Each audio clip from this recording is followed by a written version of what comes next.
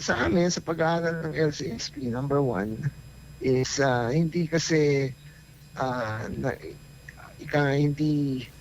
hindi reliable yung public transport. Yun, isa yun. Mahirap sumakay, Mhm. no? Kulang yung public transport at hindi rin well, of course, we're not blaming the present administration yun, no? Kasi Mhm. dekadang problema Matagal tayo na, na oo. hindi natutukan yung mass transportation.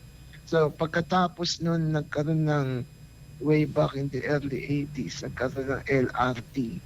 Hindi na nasundan ng ika nga, nahinto yun. Mhm. Dapat sana ay dire-diretso yung mass transportation na projects. Pero sad to say, nahinto, di ba? Mhm. And at the same time, ito naman isang syempre lahat naman gusto umasenso, no? Mhm. Kapag kasi ang tao kumita ng maganda-ganda, sasakyan ang unang nasa isip. Totoo po yun. Bumili. Mm. At bakit naman sasakyan? Sa hira ng transport, di ba? Mm. Tapos, makikita natin na may mga zero down payment, easy monthly installment. Mm.